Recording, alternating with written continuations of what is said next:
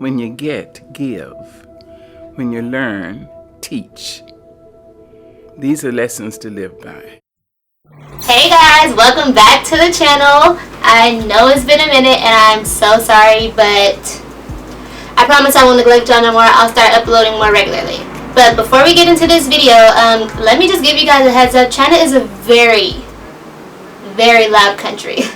Like, I'm filming in my bedroom right now and my window is right there. You may hear people talking very loudly on the street. Also, they've been doing a lot of construction on my street, but if I don't film the video now, like, I'm literally never going to be able to film it because they're always doing construction. Right now is the quietest they've been in a long time, so I'm trying to get you guys this video.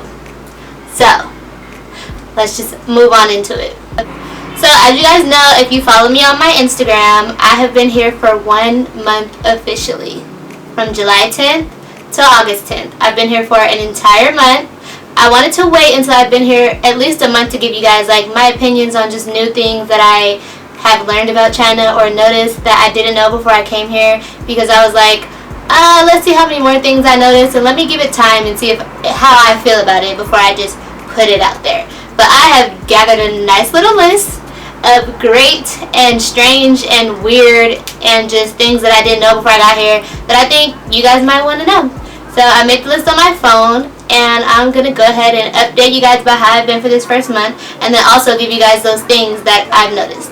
So, like I told you guys in my video before I moved, I did move here to become an English teacher, and that has been wonderful so far.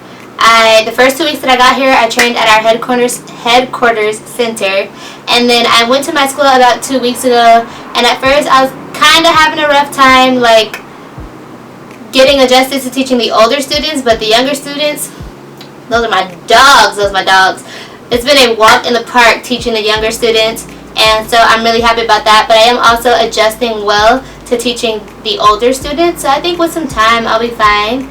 And also, a lot of the teachers that I've met here have been super nice. Like, they've been pretty helpful. I mean, I came in at a super busy time, so they don't have a whole lot of time to help me. But when they do, or when I have questions, they always answer my questions. So that's been amazing. If any of you guys want to come here and teach for the company, comment below or DM me on Instagram. I'll give you the company information, all that. It's a super easy process. It's not a super short process, but it's not very hard either.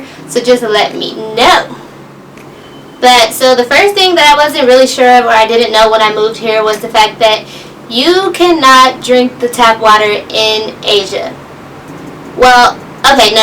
I'm not going to say I didn't know that. I knew that in certain countries in Asia, you can't drink the tap water. I wasn't sure about China, because I was like, China's super big, China's super industrial, like, you know, they're up to speed, they're a first world country, I'm sure they fixed the problem. They have not. The tap water is not drinkable because they put a certain amount of chlorine in it, because there are so many people in this country that they feel like, well, if we put this much chlorine in the water, then it'll make up and kill everyone's bacteria, and that's not the case. And also, you can't drink tap water here because a lot of the pipes are old, and so the corrosion runoff gets into the water as it's coming through your tap.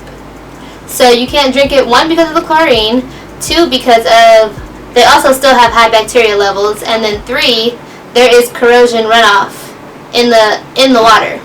So that means that you can't drink it. I did not realize just how many problems would arise from just not being able to drink the tap water. Or let's not say I didn't realize how many problems would arise.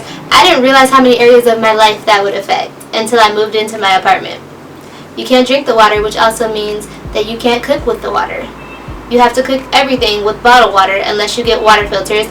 By the way, I'm getting water filters in my apartment next month, so your girl won't have to live like this much longer because it's a struggle. But yeah, so I'm just like, well, if you can't drink the water because of these reasons, I also don't really want to use it on my face to wash my face, because I already have to deal with the pollution outside, which was another thing that I knew when I moved to China. The air quality is pretty terrible. I haven't felt the effects yet on my body. Who's to say where I'll be in 6 months? But right now, I don't really feel that many effects on my body, but I do know that they have a lot of smog and air pollution here. just because it is such a big country and they are so industrial, and everything is made in China, as you guys know, so all of the factories are here and they're giving off smog into the air. So I was like, I already have to deal with the air pollution when I go outside and that getting into my pores. I don't want to wash my face also with terrible water. So I've been washing my face with bottled water. I have to shower, so I have to use the water on my body, but that is one of the main reasons I was like pressed that I had to get water filters when I got into my apartment. I was like, it's not an option. It's not optional, because I can't continue to wash my face with bottled water. I don't want to do that.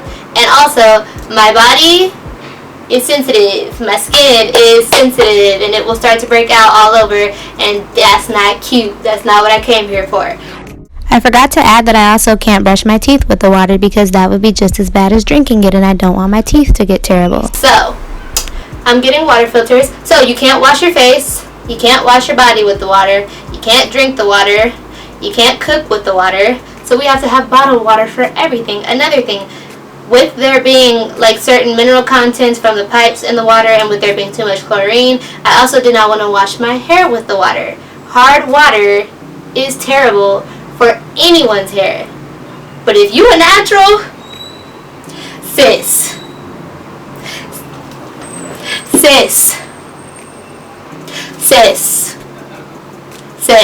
you know, hard water is a no.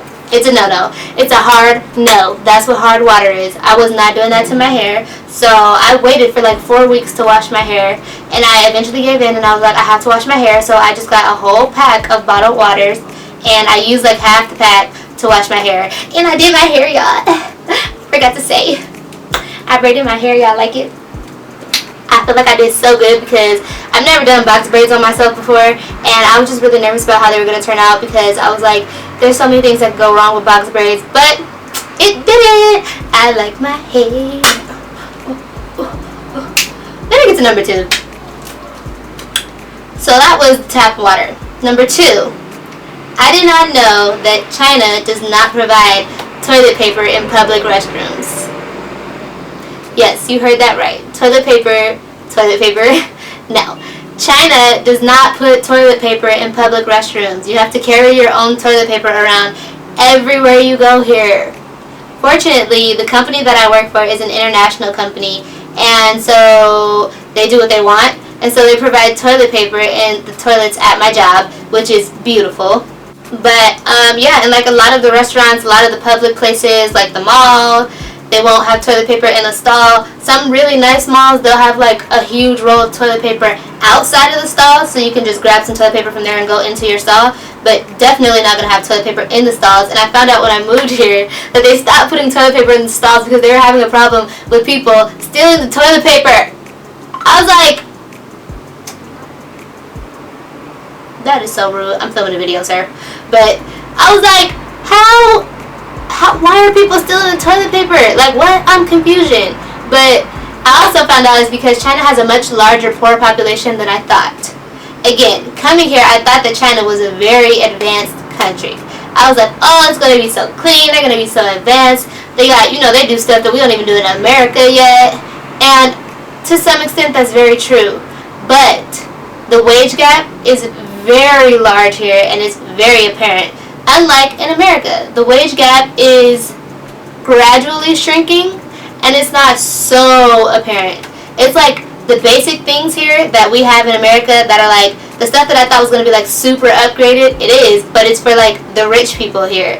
The average population does not have those perks and all of those things. Okay, and my third point was they drive terribly here. Terribly.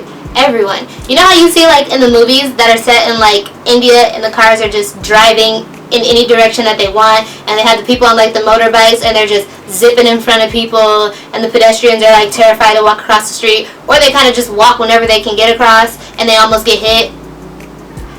That's what China is. That's exactly how China looks. Like all the motorbikes, people just, they don't really listen to the lights. The lights are kind of just like suggestions here. Like, you can go on this green light if you want, but you still kind of got to look around to make sure nobody else is coming in any other direction. And like the pedestrian crosswalks,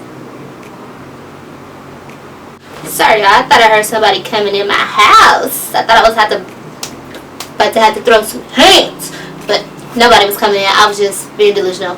But yeah, so you really gotta just watch where you're going. Like when you're walking as a pedestrian, your little Walkman might be green, but cars will definitely still come and drive. And even if you're walking, like say this is you walking across the street, a car will literally come and wait until it gets to you and stop like right here, and then finish letting you walk. And then as soon as you cross, it'll like turn behind you.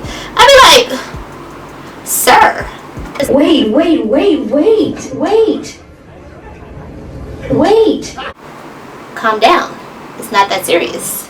Okay, so the next thing is there are no ovens in China. Again, I looked that up before I got here, and I found out that they don't really have ovens, and they say that it's just because Chinese people don't bake like that. But then when I got here, I found out that they actually do have ovens. Like in IKEA, you can buy an oven to put into your house. But so like mostly just the rich people have ovens because one, they can afford them, and two, they have places where you can have an oven installed. But like in my house, I don't have an oven. We have the burners. Like most people here have the burners and they just cook stovetop. But you can also get like a counter oven, not a toaster oven. It's an actual oven, but you sit it on the counter and you plug it into the wall. I think I'm also gonna get one of those too because I mostly use the oven to cook everything that I cook. So I'm gonna need that. The next point was that Chinese people eat tons of pork. I did not know this. I was under the same pretenses as a lot of people in the United States, and I thought that Chinese people ate like really healthy. I thought it was gonna be mostly like rice, noodles, vegetables, some chicken, like poultry, and then obviously I knew there was gonna be pork here, but I didn't think that they ate it the way that they do. You guys, everything here, everything is made with pork, or like that's the staple meat in every single dish here. I have the hardest time eating here because I don't eat pork. I'm not kidding you guys. My first 2 weeks here, I did not eat that many entire meals, and it's just because I couldn't find that many things to eat or that many things that I was willing to eat.